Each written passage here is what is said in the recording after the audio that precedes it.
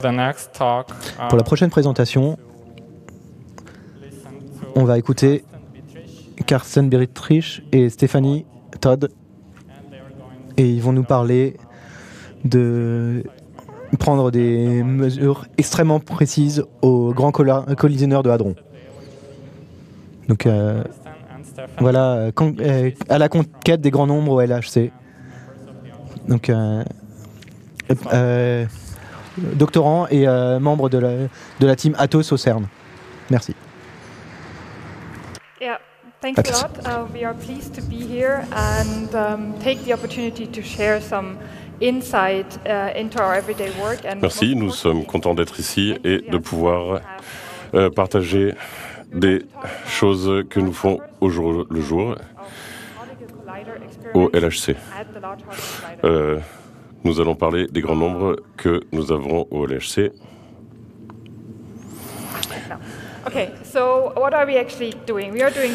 Qu'est-ce que nous faisons exactement? Nous faisons de l'analyse de données dans le cadre des expériences Atlas au LHC au CERN. Donc nous allons vous montrer différents aspects de comment nous faisons ça et de comment nous allons de la bouteille d'hydrogène au départ jusqu'aux données que nous arrivons à sortir de ces différentes expériences.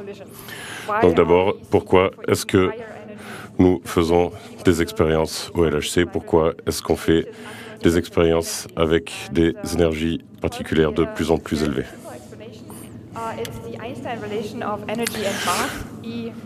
Il y a une explication simple.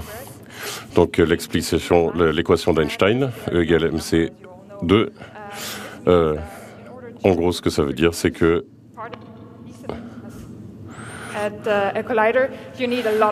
on a besoin de beaucoup d'énergie pour produire des particules massives dans les collisionneurs.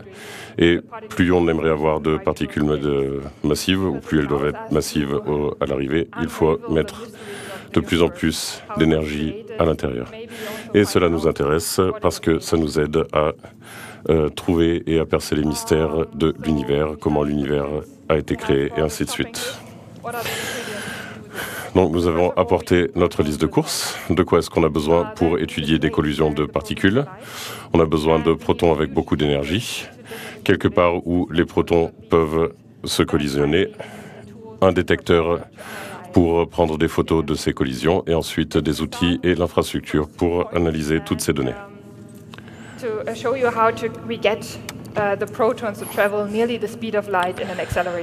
Donc une petite vidéo, comment on accélère des protons à la limite de la lumière, de la vitesse de la lumière, pour avoir des très grandes énergies. Donc tout ça se passe au CERN. On a un collisionneur, le LHC, d'une circonférence de 27 km. Donc vous voyez l'aéroport juste à côté pour que vous voyez la taille de ce projet. Mais le CERN n'est pas seulement la maison du LHC, mais aussi d'autres collisionneurs que vous voyez ici. Tout ça commence avec une bouteille d'hydrogène de laquelle on va extraire les protons, ou on va extraire les protons des molécules d'hydrogène. Et on commence à les accélérer un petit peu dans le premier outil circulaire, dans le booster, dans lequel il y a 4 étapes. Donc là, elles sont accélérées. C'est la première accélération qu'elles prennent. Et ensuite, on les envoie dans le prochain anneau qui l'accélère encore plus. Le point important ici à voir, c'est que les protons ne sont pas de façon continue, mais on a des petits morceaux, des petits groupes de protons. Chaque groupe comprend à peu près 10 à la puissance 11 protons, avec un espace de 25 nanosecondes entre chaque groupe. Et donc là, on passe à la prochaine étape où on rajoute encore un peu de vitesse et on collecte plusieurs groupes encore. On a à peu près 3000 groupes de protons. Et comme on a besoin de beaucoup d'énergie, on va les accélérer encore plus et encore plus. Et donc, ces 3000 groupes, on peut les injecter dans le LHC dans des sens opposés. Et dans le LHC, c'est là qu'elles vont recevoir leur plus grande vitesse et leur plus grande énergie de 6,5 téraélectronvolts. Et ça met à peu près 25 minutes pour arriver à cette énergie. Donc on a nos groupes de protons, à peu près 3000 groupes de protons avec 25 nanosecondes entre chaque groupe.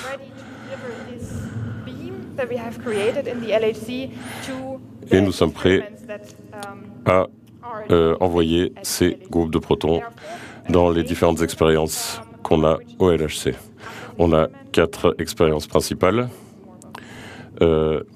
Et donc l'expérience principale, c'est l'expérience Atlas. Donc, comme on a dit, on est membre de la collaboration Atlas. Et donc, je vais vous montrer un peu ce qu'on fait dans cette collaboration et ce que c'est. Donc, une fois qu'on a un rayon stable dans le LHC, en fait, et qu'on a l'énergie pleine, on commence par faire se croiser les rayons et on allume notre détecteur. Et là, on voit les premières collections. Donc, le détecteur est conçu pour voir non seulement les trajectoires des particules, mais aussi leur énergie. Et donc, ce mélange nous permet d'identifier tous les différents types de particules qu'on veut voir, parce que chacune d'entre elles a une signature différente. Et donc, on mesure on garde toutes ces informations qui nous permettent d'identifier quel type d'événement s'est produit. Et donc ça c'est ce qu'on peut voir. Donc ces collisions se produisent donc chaque seconde il y a plusieurs millions de collisions qui se produisent. Donc étant donné que chacun de ces groupes est composé de millions de protons et même des plus gros groupes, vous avez énormément de collisions de protons-protons qui se produisent au même moment. Et donc ça c'est 600 millions, c'est le nombre de collisions que le LHC peut faire par seconde. Et en fait on a complètement dépassé ce numéro et on est plus à 1 milliard de collisions proton-proton par seconde. Et donc, étant donné que 25 collisions se produisent en même temps, on peut mesurer que la superposition de toutes ces collisions. Et donc dans notre période de prise de données, donc entre 2015 et 2016, ça nous donne 2 fois et demi fois 10 puissance 15 collisions de proton-proton. C'est un nombre assez gros que j'ai mis là sur ce graphe. Et donc chaque trait sur ce graphe, c'est un facteur 1000 de multiplication. Donc ici, on a 2,5 quadrillions d'événements dans cette échelle. Donc juste pour essayer d'imaginer ce nombre, si vous imaginez que vous avez énormément de sucre de table, n'essayez peut-être pas maintenant, mais si vous aviez autant de sucre, et imaginez que vous recouvriez le sol du glass hall à l'entrée, vous auriez 1 centimètre de sucre sur le sol. En fait, ça représenterait que 10 000 événements. Donc, étant donné qu'on peut pas identifier les événements individuels, mais on les voit simultanément, donc on descend un peu.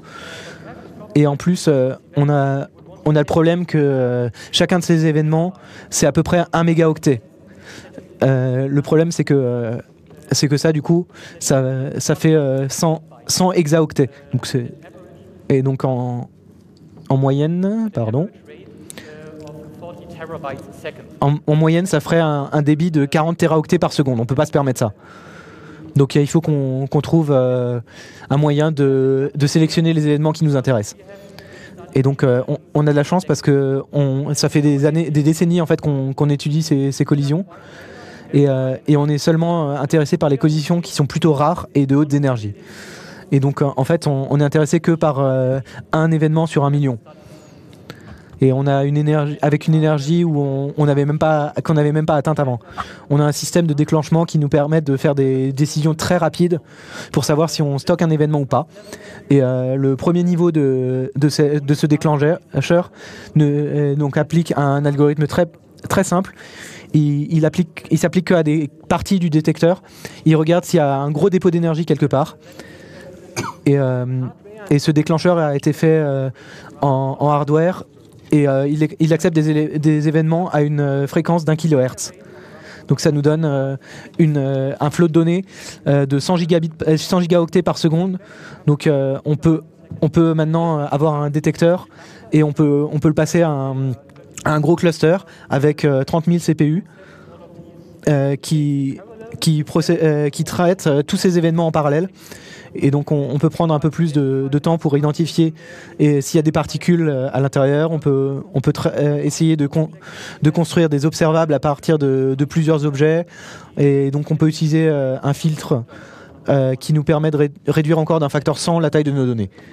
Et donc ça nous donne une fréquence d'événement d'à peu près 1 kHz. Et donc ça nous donne un débit de données d'1 gigaoctet par seconde qu'on peut stocker assez facilement et qu'on peut transmettre au data center du CERN.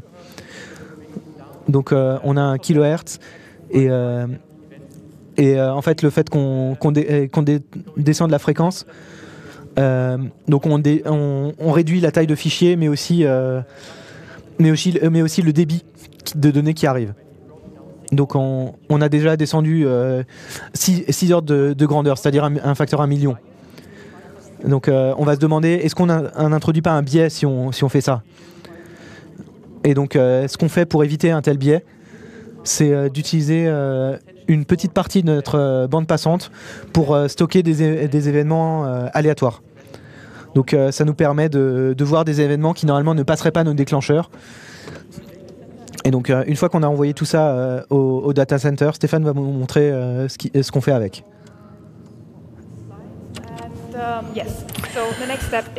Donc la prochaine étape, c'est la préparation des données.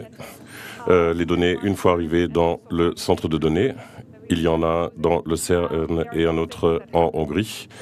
Il y a deux choses qui se passent. La première chose qui se passe, c'est qu'on enregistre les données sur un stockage à bande pour le long terme et on fait une reconstruction des données. Donc un rapide rappel de à quoi ça ressemble un événement de collision dans le détecteur. On ne voit pas les particules elles-mêmes, mais ce qu'on voit, ce sont l'interaction de ces particules avec les matériaux du détecteur et ça laisse des traces, des impulsions électriques dans le détecteur. Le but, c'est maintenant de transformer les données du détecteur en choses qu'on peut utiliser dans nos recherches au jour par jour et dans des objets physiques. La première chose qu'il faut faire, c'est calibrer le détecteur, donc la calibration et l'alignement. On mesure la qualité des données qu'on a prises.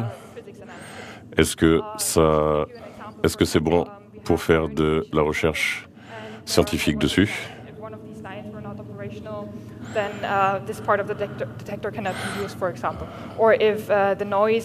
Par exemple, s'il y a trop de bruit ou d'interférences dans une des cellules que ce à quoi on s'attendrait, la qualité des données ne sont pas bonnes et on ne va pas les prendre en compte, les données qui sortent de cette cellule.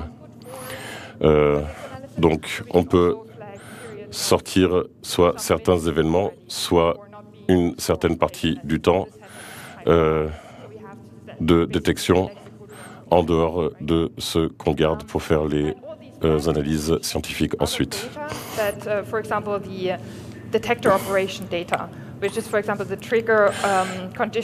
Et on rajoute en plus les données des triggers dans les données qu'on garde pour pouvoir aussi savoir plus tard, lors des analyses des données, qu'est-ce qui a passé les différents filtres. Par exemple, ce schéma vous montre comment, à partir des différentes détections dans l'outil, on reconstruit les différentes trajectoire des données qu'on a mesurées. Ça se passe avec des analyses poussées pour combiner les différentes détections et en faire une seule trajectoire. Ensuite, chaque objet physique a une trajectoire, une direction et l'énergie qui a créé cet objet. Ce sont toutes les caractéristiques de l'objet. Et à partir de ça, comme on ajoute beaucoup de données aux objets physiques, ça fait regonfler la taille des données qu'on store. On en est encore à 1 pétaoctet, donc ce n'est toujours pas vraiment possible de faire des analyses là-dessus, c'est beaucoup trop gros. Donc on a besoin de continuer à réduire la taille des données qu'on a à disposition. Il y a 3 choses qu'on fait pour réduire la taille des données. Donc déjà, enlever certains des événements. C'est la première flèche, la flèche du milieu. On peut aussi certains objets de l'analyse.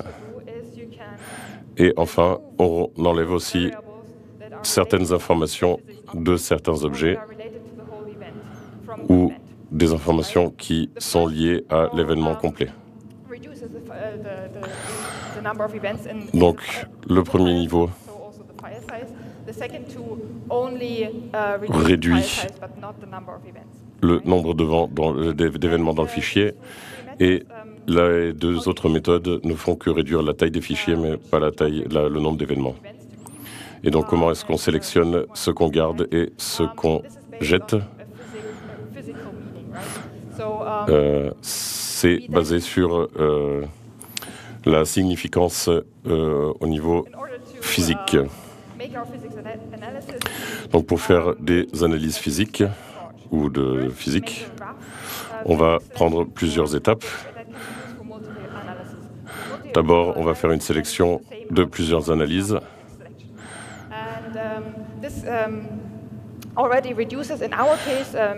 Et dans notre cas, dans ce que nous on analyse, ça réduit déjà à peu près d'1 millier la taille des fichiers et la taille des événements, le nombre des événements.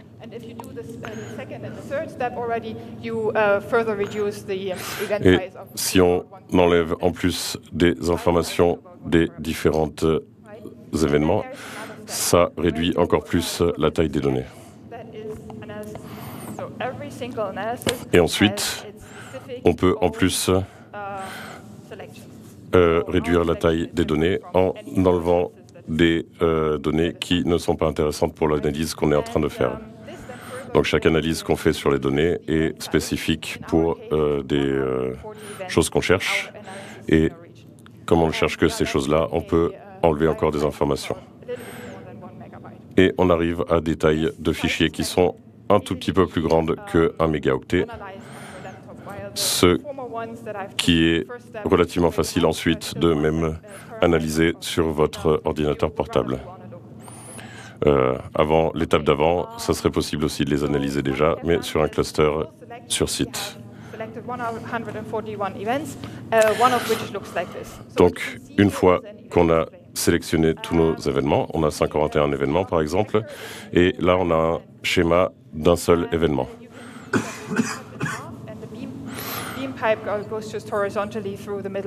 Vous voyez qu'on a une coupe du tube de collision et qu'on a différents restes de la collision et différentes énergies qui sont issues de cette collision.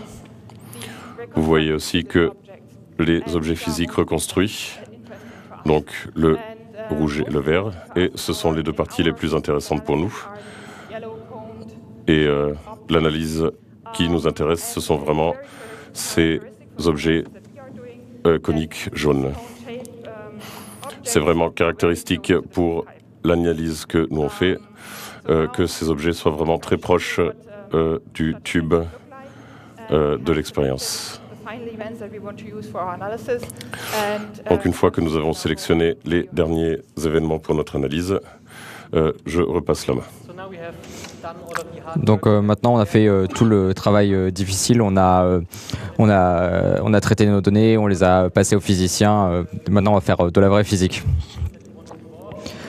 Donc là la question qu'on aimerait voir, c'est on aimerait là, on va voir ce qu'on peut faire à partir de ces données. Donc là, la première chose qu'on va pouvoir essayer de faire, c'est compter les événements qu'on va avoir dans notre donnée. Donc par exemple, on a des prédictions sur sur les événements qu'on va obtenir. Donc on a prédit par exemple qu'on va avoir 7 événements qui vont arriver dans le background et on va avoir un événement qui va vraiment envoyer un signal. Donc si jamais vos données observées atteignent bien la somme de vos événements en arrière-plan et vos événements vraiment de signal, ça ne veut pas dire que vous pouvez tirer des données, des conclusions comme quoi oui c'est bien, vous avez bien les bons nombres. Ça peut juste vouloir dire que vous avez d'autres valeurs pour les événements en arrière-plan et les événements en signal qui pourraient juste correspondre à ce nombre. Donc ça, c'est par exemple, c'est si jamais en moyenne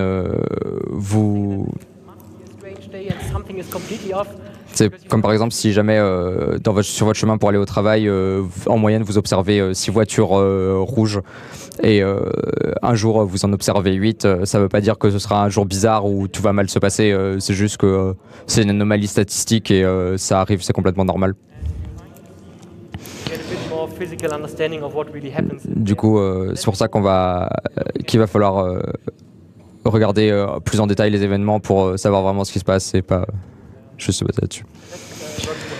Donc là, par exemple, on va étudier les événements d'un point de vue cinématique. Donc là, on a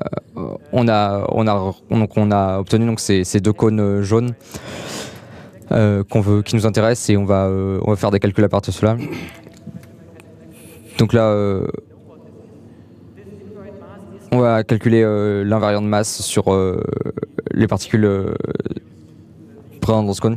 Donc là, l'invariant de masse, c'est l'énergie qui est nécessaire pour créer les particules qui sont détectées dans ces cônes. Donc l'énergie, par exemple, nécessaire pour cette énergie ici, dans ce cas-là, par exemple, c'est 2800 gigaélectronvolts.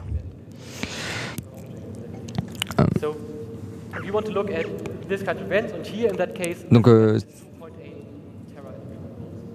so now let's visualize this. What we do is to plot this in a histogram, and what you can see here on the x-axis is the observable you want to look at. Donc en bas, vous voyez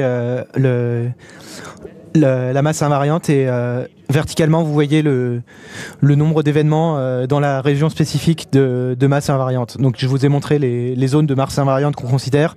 Donc on va juste compter le nombre d'événements qu'on a dans la zone verte, dans la zone jaune, etc. Donc l'événement qu'on avait était bien dans la zone rouge. On a notre premier point de données. Si on attend un peu plus et on prend nos données d'Atlas, on voit tous les événements et on finit avec une distribution comme celle-là. Et donc là, vous voyez la distribution effective qu'on a dans les mesures d'Atlas. Et donc avec uniquement les données, vous ne pouvez pas faire de conclusion. Donc ce qu'il faut faire, c'est avoir des prédictions. Donc pour ces prédictions, ce qu'on a fait, c'est de prédire des événements de la théorie.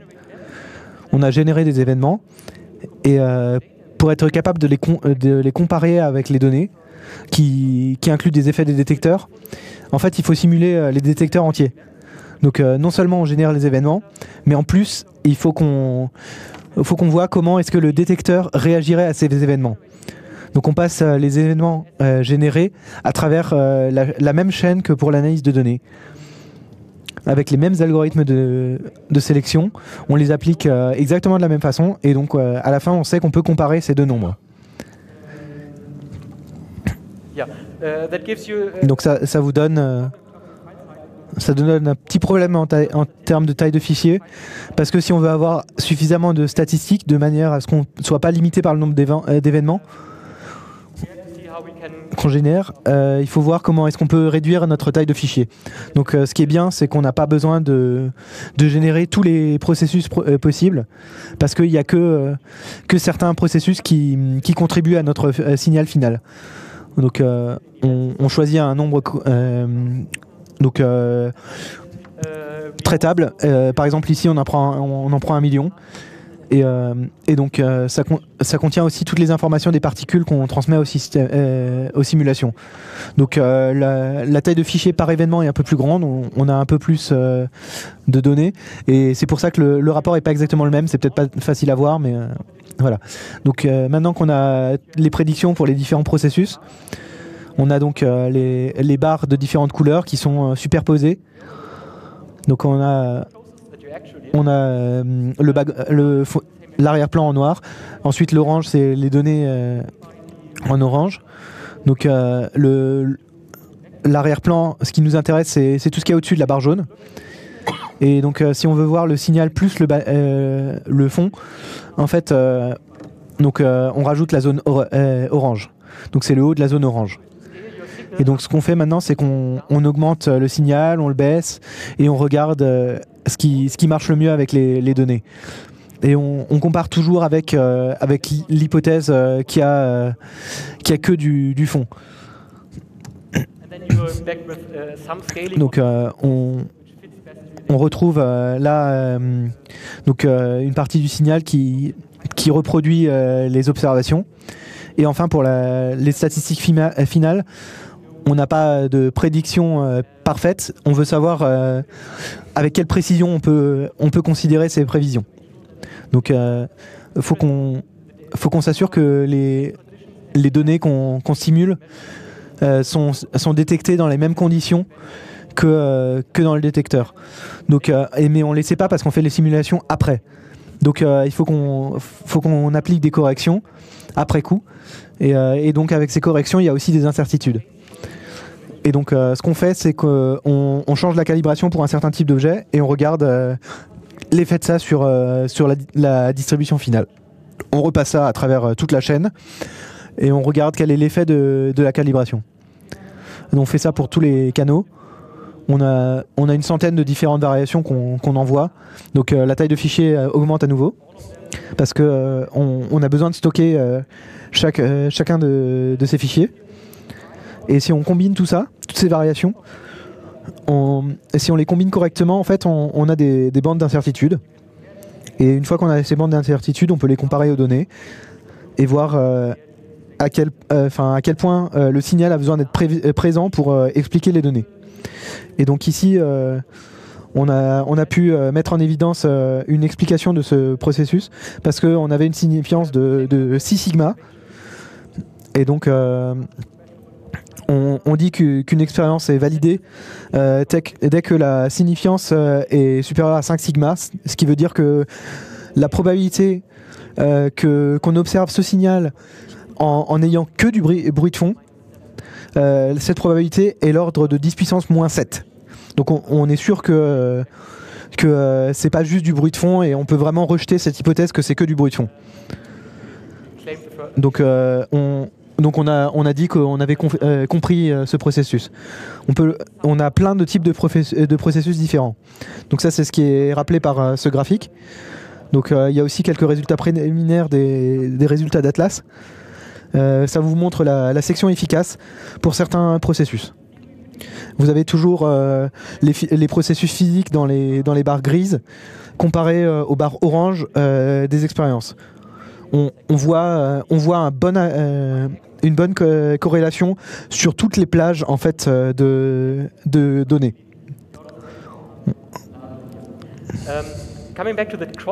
Donc en revenant à cette section efficace, c'est la valeur qui est utilisée dans notre théorie, mais on peut la transformer juste en probabilité en fait d'observer une interaction. Si on divise la probabilité cette section efficace est donnée ici en haut à gauche pour le proton-proton, et ce qui est en bas à droite, c'est le processus qui nous intéresse. Et si on divise les deux sections efficaces, on voit qu'il y a une différence de 14 ordres de grandeur. Donc le processus qu'on observe maintenant, il a une probabilité de beaucoup de 0 et un 1. Donc c'est vraiment 10 puissance moins 14. Et c'est pour ça qu'on a besoin d'autant d'événements. Et pourquoi il fallait que le LHC tourne pendant aussi longtemps, pour avoir au moins quelques événements, pour être sûr de savoir ce que nous dit le détecteur avec suffisamment de précision statistique. Et donc on a fait ça pendant une dizaine d'années. On voit qu'il y a encore quelque chose qui est un peu plus loin. Et on a un processus un peu séminaire. Et je pense que c'est vraiment quelque chose de joli. C'est vraiment, ça montre vraiment à quel point cette théorie est impressionnante. On a des prévisions sur 14 ordres de grandeur, et ces prévisions en fait sont en accord avec les données sur tous ces ordres de grandeur. Et donc ça résume les choses principales que je voulais présenter dans cette présentation. Et donc ça c'est ce qui est montré au public dans le LHC. Donc il y a quelque temps, au début du mois, on a fini la période d'acquisition, et donc dans les 2 ans qui viennent, on va améliorer les détecteurs du LHC pour avoir des mesures encore plus précises. Et ça vous donne l'opportunité d'aller voir le LHC et d'aller jeter un œil à ces machines. Donc si jamais vous êtes à Genève, passez, inscrivez-vous à cette visite et allez voir ce détecteur, parce que c'est vraiment impressionnant. Et donc en conclusion, je vais juste vous laisser quelques liens et je vous remercie de votre attention.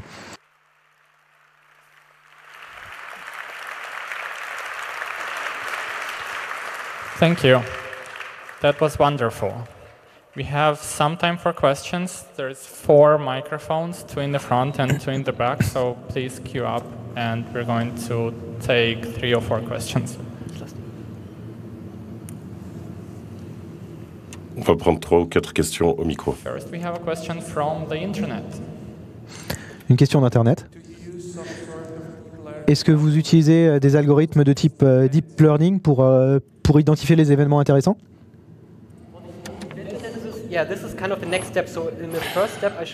Alors ça c'est un peu la prochaine étape. Comme je vous ai montré, on fait des différences et ensuite, et la dernière étape, la prochaine étape, ça serait d'utiliser du deep learning ou des choses comme ça pour trouver des événements similaires. Ça commence à se généraliser un petit peu dans Atlas, mais c'est un petit peu difficile à faire à comparer ça à la théorie qu'on a. Donc, ça n'aiderait pas vraiment à aider les théoriciens à comparer leurs prédictions à ce qui se passe dans le LHC. Donc ça pourrait être utile à trouver les processus qui se passent, les processus, les événements, pour trouver des choses intéressantes à regarder, mais pas pour la théorie ensuite. Thank you. Microphone number 3. Micro numéro 3. Bonjour. On peut mentionner, est-ce que vous pouvez mentionner les jours où les visites sont possibles? Non, il n'y a pas vraiment de date. Dans les prochaines 2 années, le LHC va être upgradé et vous pouvez venir n'importe quel jour. Il y a des tours relativement tous les jours. Oui, presque tous les jours. Envoyez-leur un court mail et venez nous voir. Ce n'est pas vraiment compliqué. Peut-être avec un peu d'avance pour être sûr d'avoir une place. Micro numéro 1. Merci pour cette présentation. Je me demandais, donc le dernier gros truc qu'on a entendu en tant que public, c'était la découverte du boson de Higgs en 2012. Et de ce que j'ai entendu, la théorie des cordes, c'est à peu près impossible à prouver avec ces énergies. Et la supersymétrie, de ce que j'ai compris, en fait, vous avez essayé de la mettre en évidence depuis un bon moment. et on n'a rien trouvé pour l'instant. Corrigez-moi si je me trompe. Et ma question c'est qu'est-ce qu'il va y avoir, qu'est-ce que c'est la prochaine grande question sur laquelle vous travaillez au CERN?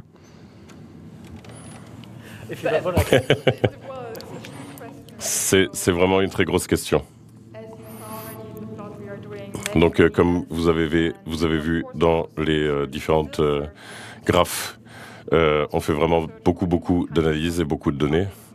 Et on continue à travailler sur la supersymétrie, mais sur aussi d'autres théories un peu plus exotiques, comme par exemple des théories de plusieurs bosons de Higgs avec des particules encore plus petites qu'on n'a pas encore trouvées. Donc, oui, on est vraiment encore en train de chercher beaucoup de théories physiques. On n'a pas encore trouvé la supersymétrie. On n'en a pas encore trouvé de signe, mais ça ne veut pas encore dire qu'on ne l'a pas observé.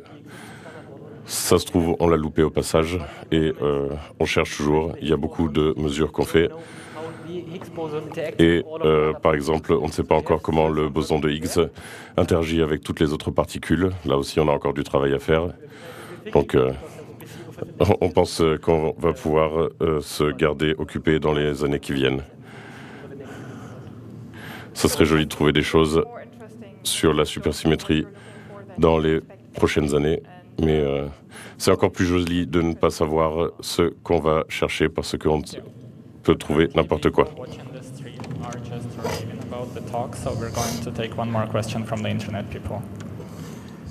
Donc on va prendre une question d'Internet parce que ça a l'air très agité.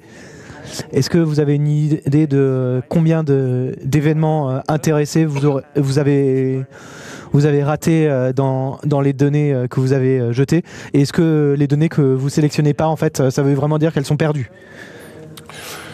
Donc, ça dépend de quelle étape vous parlez. Si on l'a...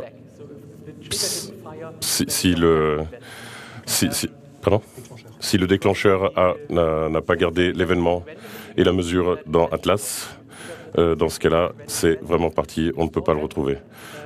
Pour trouver ce genre de choses, on garde vraiment des données aléatoires pour regarder si on aurait loupé des choses.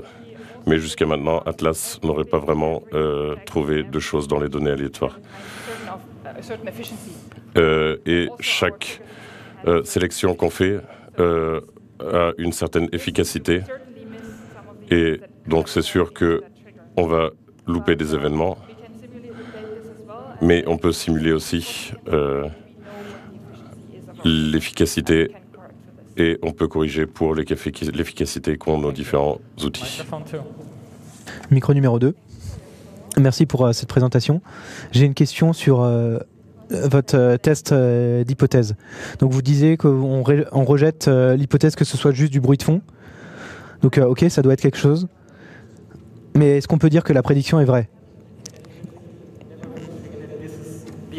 Tu ne peux intrinsèquement de toute façon ne pas dire que c'est la seule explication et qu'il pourrait y avoir d'autres explications qui te donnent le même résultat. Donc en science de toute façon c'est une chose intrinsèque que tu ne peux jamais dire à 100% que ce que tu observes c'est dû à une théorie que tu as. You have to phrase it in a proper way, being that you can reject the background only hypothesis with that certainty or that p-value or whatever.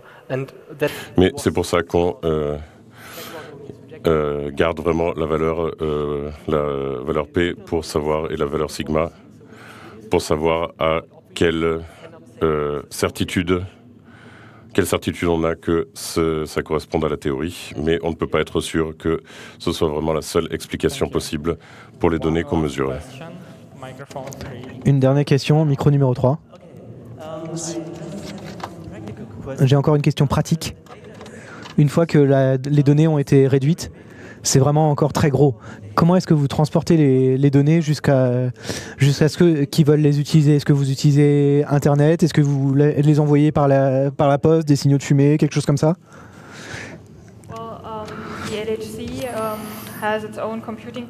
Donc le LHC a son propre grid, son propre cluster de données et de calculs. Donc par exemple, les centres de données au CERN et en Hongrie. Ça, c'est le premier niveau. Le deuxième niveau, c'est 11 centres de données un peu partout au monde, et ensuite, et ainsi de suite, et ainsi de suite. Et on a plusieurs niveaux d'analyse qui sont effectués dans les différents centres de données qui sont rattachés au grid du LHC.